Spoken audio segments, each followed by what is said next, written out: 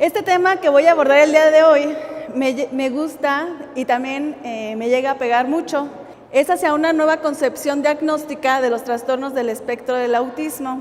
Algunos de ustedes saben que yo tengo un hijo con discapacidad múltiple. Cuando él estaba muy chiquito y no encontrábamos su diagnóstico, para mí me causaba mucha ansiedad el que me la pasaba con muchos neurólogos y nadie podía atinarme o nadie me daba un diagnóstico en el cual yo estuviera tranquila y me quedara conforme. Una vez que me dijeron el diagnóstico de mi hijo, eso me dio paz, me dio tranquilidad. Algunos papás me lo llegan a comprender, los maestros no me lo comprenden tanto, ellos, la perspectiva que tienen los especialistas o los maestros es como que es una etiqueta nada más, sobre todo mis compañeros maestros. Pero cuando lo platico con los padres de familia, como que estamos en ese mismo nivel de comprensión, que el diagnóstico nos da cierta estabilidad emocional. Entonces comencemos. ¿Qué es un diagnóstico? El diagnóstico son los resultados que se arrojan luego de un estudio, una evaluación o un análisis sobre algún ámbito, objeto o sobre una persona. El diagnóstico en sí, como les comentaba en un principio, no es para etiquetar, tiene como propósito reflejar la situación de un cuerpo, un estado o un sistema para luego proceder a realizar una acción o un tratamiento que se preveía realizar o que a partir de los resultados del diagnóstico se decide llevar a cabo. Y es muy importante que existan diagnósticos en los gobiernos. ¿Por qué? Porque nos permiten tener derechos. ¿Derechos a qué? Derechos a muchos servicios como por ejemplo de salud, de educación, etcétera. Nos permite tener derechos al identificar para que estos tipos de trastornos se encuentren registrados y forman parte de las investigaciones. También para que existan en la planificación de los servicios del sector salud, educativo, como les comentaba, etcétera. El gobierno debe de saber cuántos son y cuáles son sus necesidades para abordar. Al gobierno no le interesa si va uno o dos papás, pero en cambio si van 100 papás, ya hay más presión social y ven que realmente existe una necesidad de atención, porque al ser más personas se convierte ya en una situación de salud pública, vaya. Entonces por eso es importante y es bueno el diagnóstico. Para poder diagnosticar a los niños, o el tipo de diagnóstico con los trastornos del espectro del autismo, se dice que es de manera deductivo, ya que surgen a partir de evaluaciones, pero estas evaluaciones son casi siempre de manera observadas, a ver los síntomas que presenta algún niño, algún joven o algún adulto con un trastorno del espectro del autismo. Una vez que se tienen detectados, esta sintomatología se categoriza según los catálogos o los manuales que son universalmente aceptados. Y aquí hay dos que utilizamos en todo el mundo. Uno es el DSM, que es de la Asociación Americana de Psiquiatría. La última versión es la número 5. Este DMS-5 salió en abril del 2013. Otro manual internacional con el cual se basan los psicólogos, los neurólogos, etcétera, para poder diagnosticar, es el CIE. El CIE pertenece a la Organización Mundial de la Salud y su última versión, la CIE número 11, acaba de salir en mayo del 2018.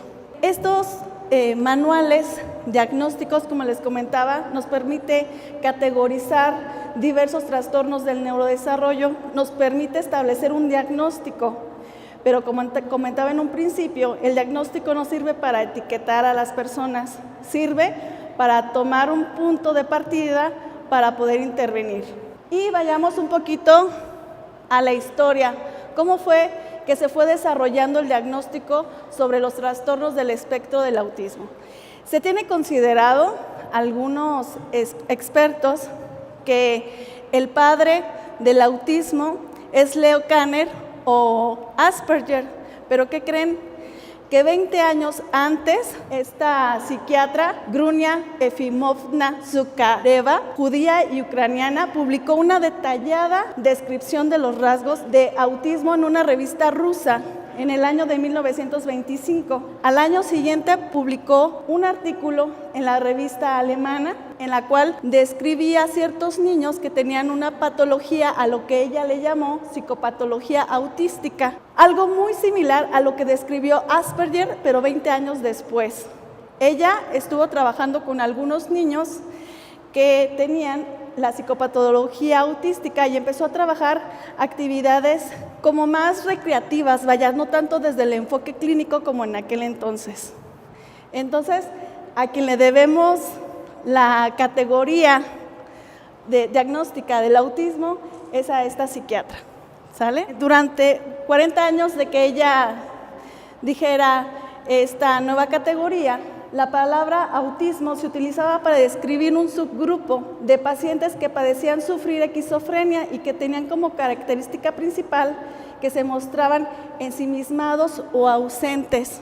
Antes se le decía que los niños con trastorno del espectro autista tenían esquizofrenia y los mantenían en hospitales psiquiátricos. En 1943, ahora sí, apareció Leo Kanner. Él, radicando en Estados Unidos, publicó un artículo donde describía que él atendía a 11 niños, los cuales tenían ciertas características, las cuales eran que eran muy inteligentes, pero que mostraban un poderoso deseo de soledad y obsesión en los propios intereses. Más tarde nombró esa condición como autismo infantil temprano. En 1944, un año después, Hans Asperger describe a lo que él llamó psicopatía autista, lo que ahora se conoce, lo que antes se conocía como síndrome Asperger, al estudiar 4 casos de niños que eran muy inteligentes, pero presentaban problemas de interacción social e intereses obsesivos específicos. Y realmente tenemos muy poquitos años de todos estos estudios, estamos en pañales todavía, ¿verdad? Después apareció esta persona, él es un psicólogo, Bruno Bettelheim, el cual atribuía y popularizó la teoría de las madres nevera. Él decía que los niños con condición del trastorno del espectro autista tenían este trastorno del neurodesarrollo porque las madres eran muy frías, que en su crianza mantenían a los niños, los rechazaban y que les faltaba amor y atención. Ahora con el tiempo esta teoría, gracias a Dios, fue totalmente descartada. En 1952 y en 1968 aparecieron los manuales estadísticos del DSM-1 y DSM-2. Ahí se describían los síntomas similares al autismo, pero los clasificaban como esquizofrenia infantil. En el 71 apareció este investigador sudafricano llamado Israel Colvin. Él empezaba a mostrar las diferencias entre el autismo y la esquizofrenia. Comenzó así a diferenciar ambas patologías, ambos trastornos, y empezaron a tomar en cuenta para el próximo manual del DMS. Una persona muy importante fue la psiquiatra inglesa Lorna Wink. ¿Qué creen? Que ella tenía una hija con autismo. De hecho, yo me he fijado, muchos de las mamás de mis alumnos, de mis pacientes, he observado que son mamás muy dedicadas, algo muy diferente a lo que sucede con mis mamás de chicos con parálisis cerebral, por ejemplo, o con síndrome de Down. Vas a los foros y no ves a papás con hijos con ese tipo de discapacidad, pero vas a los foros de autismo y ves muchos papás, la mitad, como una cuarta parte papás y la demás somos especialistas. Entonces ahí te das cuenta de que la importancia que le dan es una característica que yo no he sabido a qué se debe, quizás se debe a la parte difícil que requieren, como lo comentaba Robert hace unos momentos, requieren mucha atención, muchos especialistas. Entonces por eso quizá la necesidad de prepararse ellos para poder atender a sus hijos, y es algo que les admiro mucho, déjenles comento. Y así como está esta psiquiatra inglesa Lorna Wink, existen muchos otros padres que han hecho estudios ante la necesidad de que no hay algún especialista que le dé una información que realmente los papás se queden conformes. Por ejemplo, está el manual sobre tratamiento biomédico. El protocolo DAN lo desarrollaron muchos padres de familia. Algunos eran químicos, otros eran psiquiatras, neurólogos, etcétera. Y entre todos ellos desarrollaron este protocolo para trabajar la parte biomédica con sus hijos. Y bueno, esta psiquiatra, Lorna Wink, desarrolla lo que hoy se conoce como la tríada de Wink, es decir, las 3 dimensiones alteradas que se presentan en las personas con autismo. Y estas son trastorno de reciprocidad social, trastorno de comunicación verbal y no verbal, y la ausencia de capacidad simbólica y conducta imaginativa, a lo que posteriormente se le añadieron los patrones restrictivos y estereotipados. 7 años después, en 1979, publicó un artículo científico donde identifica al autismo como un continuo más que una categoría diagnóstica. En este decía que las alteraciones sintomatológicas del espectro autista son las que definen esencialmente las estrategias de intervención que va a requerir el alumno o el paciente, más que las etiquetas psiquiátricas, neurobiológicas y psicológicas con las que se definen los cuadros que presentan pues, estos síntomas para poder detectar los trastornos del espectro del autismo. Un año después, en 1980, salió el DSM-3. Aquí apareció por primera vez el nombre de autismo. Se le llamó autismo infantil. 7 años más tarde, en la revisión de este manual, el DSM-3 salió como trastorno autista. Un año después de esto también, Lorna Wink utilizó por primera vez el término síndrome de Asperger al recoger los escritos que había realizado Hans en 1943. Ahí decía que existían 2 diferentes modalidades o 2 diferentes tipos de autismo, en el cual el síndrome Asperger se caracteriza por la dificultad que muestra la persona en el área de la interacción social y la comunicación, así como actividades e intereses en áreas que suelen ser muy restringidas y en muchos casos hay estereotipias. Se diferenciaba del autismo infantil que había descrito Leo Kanner, en que no se observaba un retraso en el desarrollo cognitivo ni en el lenguaje y no existía una perturbación clínicamente significativa en su adquisición. Entonces, Lorna Wink fue la que escribió este artículo y empezaba a diferenciar ambos tipos de autismo, el Asperger y el clásico, por ejemplo, de Leo Kanner. En 1994 apareció la revisión que todos conocemos, que es en la cual se decía que los trastornos generalizados del desarrollo eran aquellos en los cuales se presentaba una sintomatología en la cual existía un retroceso significativo en algunas de las áreas de desarrollo, pero específicamente si se hablaba de autismo, era en la reciprocidad social, en la comunicación y en los intereses restrictivos y estereotipados. Aquí se clasificaban o se categorizaban 5 diferentes tipos de autismo. Uno era el autismo clásico, que era el que describía Leo Kanner. Estaba el síndrome Asperger, estaba el trastorno de red, que era más característico en las niñas y era el de los más severos. Estaba el desintegrativo infantil, que fue el que dio auge a esto de las vacunas. El científico Andrew publicó un artículo donde decía que el vínculo entre la vacuna tripaviral, el cual previene sarampión, paperas y rubiola, daba autismo. ¿Sí recuerdan esa época donde te decían, no lo vacunes porque le va a dar autismo? Pues creo que fue a partir de este tipo de autismo en el cual los niños dejaban de tener esas habilidades en la comunicación y en la socialización y se lo atribuían a la vacuna. Pero también esto fue completamente desechado, ya que en 2010 con artículos científicos demostraron que no tenía nada que ver. Y se encontraba también el trastorno generalizado del desarrollo no especificado, y este era cuando ninguno de estos, cuando el alumno o el paciente no formaba parte de ninguno de estos 4, pues se catalogaba como trastorno generalizado del desarrollo no especificado. Bien, ahora en el 2013 tenemos la nueva revisión, la nueva versión del manual de DSM. Ahora son, trastornos del desarrollo neurológico y cataloga como trastorno del espectro del autismo. Desapareció el Asperger, ya que los científicos, los especialistas, decían que este trastorno tenía una validez nosológica dudosa y el diagnóstico en sí mismo resultaba difícil de sostener y ponían en duda su existencia. Es algo que actualmente está como algo conflictuado. Los ASPI, como se hacen llamar los Asperger, se sienten como enojados, incluso molestos por no tomarlos en cuenta. Y creo que en parte, de hecho tengo por ahí unos amigos que son ASPI de otros países y me han comentado que parte también se debe a que como ellos eran de alto funcionamiento y los están juntando con los niños, por ejemplo, clásicos, es como que ¿pero por qué? Si yo tengo más habilidades que ellos, ¿por qué voy a ser dentro de este grupo, no? Es una de las cosas que llegan a comentar los ASPI. Hay algunos autores que nos están manejando que estos chicos que estaban diagnosticados anteriormente como Asperger pueden entrar en los trastornos del espectro del autismo o también dentro de los trastornos de la comunicación social. Van a entrar aquí cuando tienen desintegración sensorial, cuando tienen estereotipias, y entran aquí cuando existen solamente estas deficiencia persistente en la comunicación social y en la interacción social. Esa es la diferencia entre ambos trastornos.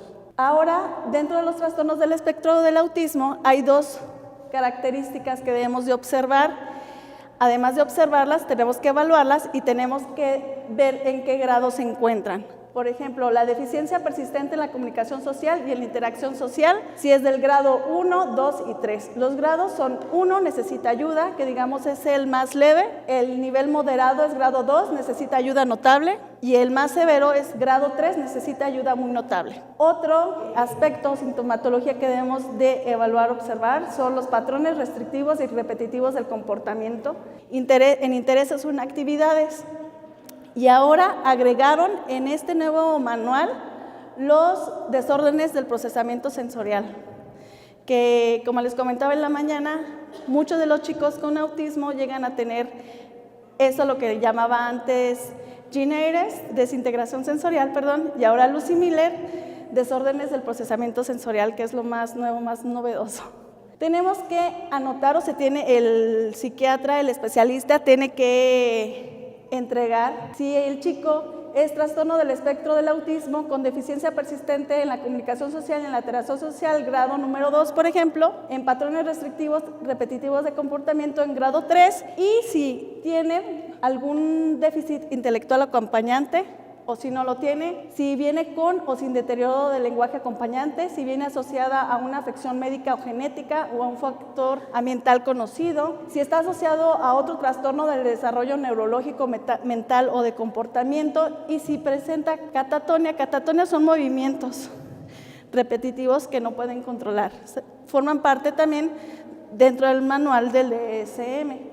Ahora analicemos la CIE número 11, que les comento acaba de salir en mayo de este año. Estos son trastornos, el trastorno del espectro del autismo, como también lo mencionan aquí, es un trastorno caracterizado por el déficit persistente en la habilidad para iniciar y sostener relaciones de interacción social y de comunicación recíproca, y por una diversidad de patrones de comportamientos e intereses restrictivos, repetitivos e inflexibles. Y también se debe de anotar si viene sin trastorno de desarrollo intelectual, si viene leve alteración o sin alteración funcional del lenguaje. Si viene sin trastorno del desarrollo intelectual, debemos de anotar si es con alteración funcional del lenguaje. Igual con los trastornos del desarrollo intelectual, si viene con leve alteración o sin alteración funcional del lenguaje, o si viene con alteración funcional del lenguaje. También tenemos que especificar si forma parte de otros trastornos del espectro del autismo o si forma parte de los trastornos del desarrollo no especificado. Según estudios que han realizado en Estados Unidos, más del 70% de los chicos diagnosticados con TEA tienen otras alteraciones del neurodesarrollo asociados. Muchas veces pensamos, es que es un autismo súper severo, pero lo que no sabemos es que posiblemente tiene asociada una discapacidad intelectual, y es por tal motivo que estamos con un método, luego con otro, y con otro, y luego con otro. Pero lo que no hemos detectado es que posiblemente tenga aunada otro trastorno, otro síndrome. El más común de todos ellos es la discapacidad intelectual, después sigue el trastorno de déficit de atención e hiperactividad. Algo muy característico ya en las personas adultas es el trastornos emocionales como la depresión y la ansiedad, trastornos de aprendizaje y discapacidades sensoriales. Como este alumno yo lo conocí en una comunidad cercana a Morelia. Él es ciego y me decía su mamá que en la escuela decían es que es ciego, pero él tenía estos movimientos repetitivos estereotipados, y además de esto también yo veía que tenía unas desórdenes del procesamiento sensorial, siempre estaba balanceándose y tapándose los oídos. Entonces son características que un niño ciego no tiene. Además no tenía lenguaje, era un chico de 9 años y no hablaba.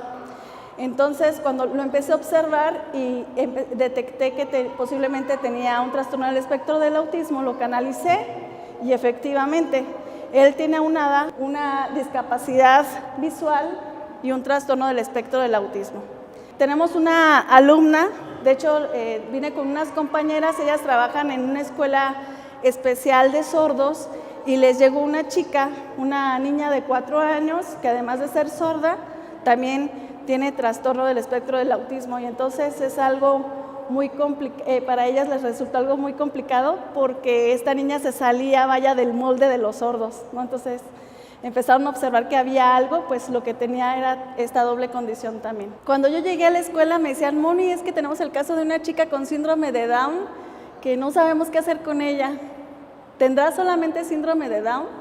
Cuando tú le hablas a un niño con síndrome de Down, a lo mejor tarda en voltear, pero responde a su nombre.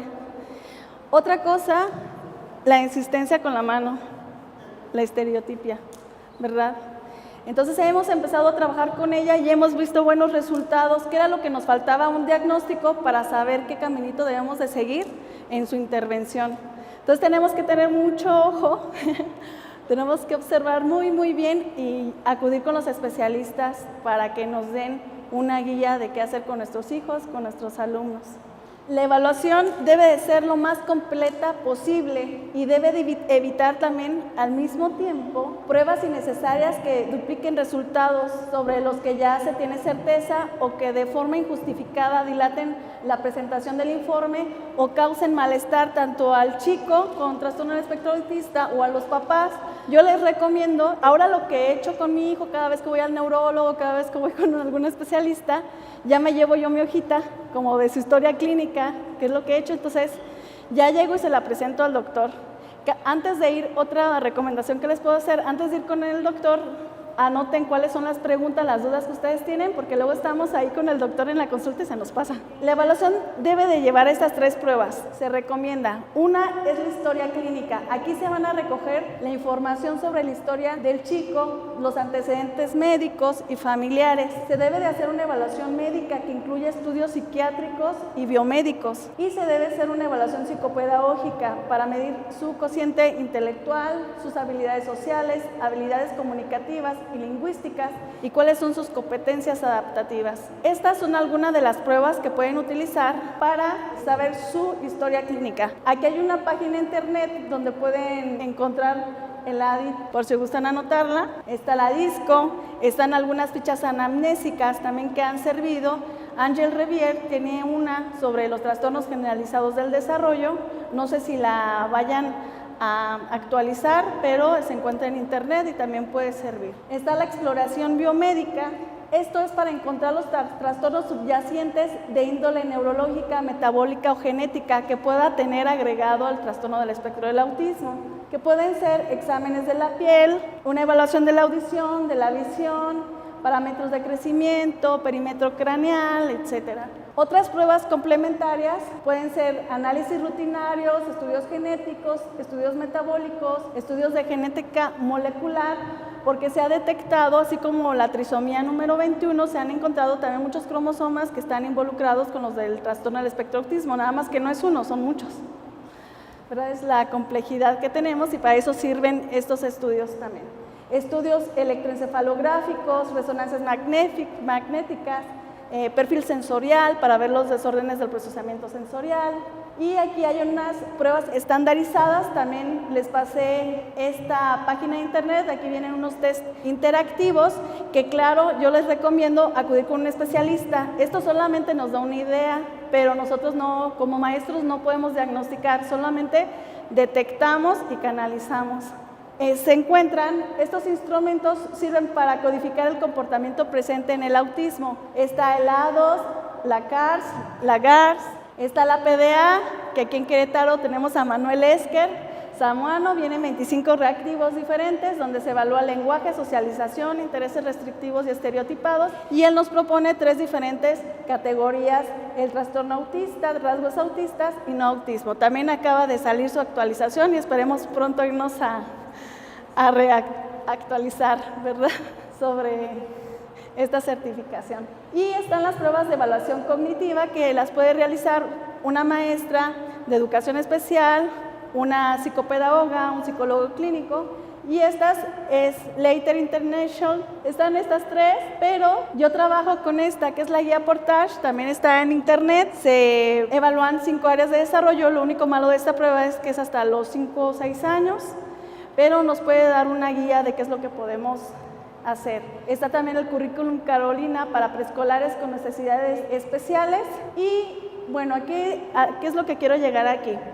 Lo mejor que podemos hacer como padres, como maestros, es también, como decía Robert, trabajar desde el enfoque transdisciplinario. Es decir, que es un grupo de especialistas que intervienen de manera conjunta, cada uno con su especialidad, para elaborar un diagnóstico y posteriormente para proponer una intervención integral, pero en conjunto, que cada uno aporte desde su especialidad sus conocimientos para que el niño tenga un desarrollo de manera integral. Lo que estoy haciendo, por las cuestiones de gasto, como también lo mencionaba, yo lo comprendo. Yo llevo a mi hijo con 6 especialistas diferentes. Hay veces que al año nada más me quedo con 2 y así me la voy rotando. Lo que quisiéramos encontrar los padres de familia, a veces es que un solo especialista nos atienda todo, ¿verdad? Pero es imposible. Entonces, lo que estoy haciendo yo ahora, ante esa necesidad de situación económica, es que en mi consultorio particular checo a los niños, hago mi diagnóstico pedagógico, les propongo una intervención y son los papás los que trabajan con su hijo con autismo o con trastorno del lenguaje. En sí, nosotros solamente somos orientadores del proceso de intervención. Es algo que me ha resultado efectivo, es esta parte, capacitarlos, orientarlos y que ellos sean los propios terapeutas de sus hijos. No solamente que intervengan los padres de familia, sino también los hermanos. Hay hermanos que están muy gustosos por apoyar y participar en la educación y en la intervención de sus hermanitos. Entonces, este enfoque transdisciplinario, desde mi perspectiva, para trabajar de manera integral el autismo, es con el neurólogo, con el psiquiatra, también el psicólogo, un terapeuta ocupacional que es el encargado de trabajar la parte sensorial y la parte de vida independiente, terapeuta de lenguaje o de comunicación y un maestro de educación especial o un psicopedagogo para trabajar las diferentes áreas de desarrollo, que sería la sensorial, la motricidad, la cognición, la socialización y el lenguaje. Este sería el modelo de intervención multimodal con cada uno de los especialistas. Trabajar el enfoque biomédico, que podría ser, por ejemplo, las dietas sensoriales, todo el protocolo DAN, por ejemplo, el medicamento, el Risperdal, Risperidona, Ritalin, todos estos medicamentos, la melatonina. También trabajar la parte sensorial. Un niño que tiene severos desórdenes del procesamiento sensorial difícilmente va a aprender, difícilmente va a hablar y difícilmente va a socializar. Entonces debemos de trabajar en una primera instancia, aunque el niño ya esté muy grande, si tiene desórdenes del procesamiento sensorial, debemos de trabajar esta parte. También debemos de trabajar la parte motriz con la nueva corriente, que es la actividad neuromotora, que es realizar ejercicios de actividad física, pero que se vean reflejados en la parte cognitiva. Trabajar la parte cognitiva, para eso está el modelo o el programa del método Teach. Trabajar la parte de comunicación con sistemas alternativos y aumentativos en la comunicación para aquellos niños que carecen de lenguaje oral, como es PECS, como es MINSA, como es PictoPlus. Hay un buen de sistemas alternativos actualmente. Trabajar la parte social, como es Floor Time. No sé si han escuchado el Floor Time, que es una actividad de trabajo de piso. Son diversas actividades que tienes que desarrollar para abrir y cerrar círculos de comunicación. Se deben de realizar en un principio 5 sesiones durante 20 minutos al día para llegar a interactuar y conectarte con tu hijo, con tu paciente con trastorno del espectro del autismo. Se llama Floor Time. Está también la metodología Sunrise para trabajar esta parte de lo social. También se trabaja desde el análisis conductual aplicado, ABA. Y bueno, para mí esta sería como la intervención multimodal que debería de tener nuestros chiquitos con trastornos del espectro del autismo. Pero lo más importante de todo, y esto lo comento como mamá, pero también lo comento como terapeuta, como maestra, es crear un vínculo emocional, afectivo con nuestros pequeños. Yo sé que muchas personas llegan a decir, es que los niños con autismo son muy fríos, no socializan, no son cariñosos. Claro que sí, son muy cariñosos. Aquí lo importante es que nos conectemos con ellos, que aprendamos, que nos metemos en su mundo. Una vez que logremos conectarnos con su mundo, podemos traerlo al nuestro y podemos interactuar de manera muy divertida, muy funcional y muy bien. Entonces yo lo que les quiero recomendar es de que a veces nos olvidemos del autismo y nos concentremos en que también somos mamás, que también somos papás, que también tenemos un trabajo, que también tenemos amigos, que también nos gusta salirnos a pasear, a tomarnos una cervecita con los amigos, que no todo es terapia, que también nos dediquemos a nosotros. Si mamá y papá están bien, los hijos van a estar bien. No solamente en el caso de nuestros chicos con autismo, sino en todos. Un niño desde la neurociencia es un niño feliz, contento, que va a la escuela a gusto, va a ser un niño que realmente va a aprender. Un niño que va a un salón de clases donde el maestro siempre está enojado o donde hay mala vibra, pues no se va a aprender. Igualmente en la casa, donde hay gritos, donde hay violencia, donde hay peleas, pues el niño, por muchas terapias que lo lleven, el niño no va a evolucionar. Entonces, lo principal, dejémonos de diagnósticos, de intervenciones, lo principal es que nuestros hijos, a pesar de la condición que tengan, sean felices y que nosotros también lo seamos. Y con esto me despido, les dejo mi correo y mi Facebook por si tienen alguna duda o si quieren solicitarme algún protocolo que yo pueda tener, yo con mucho gusto se los puedo proporcionar. Pues muchas gracias.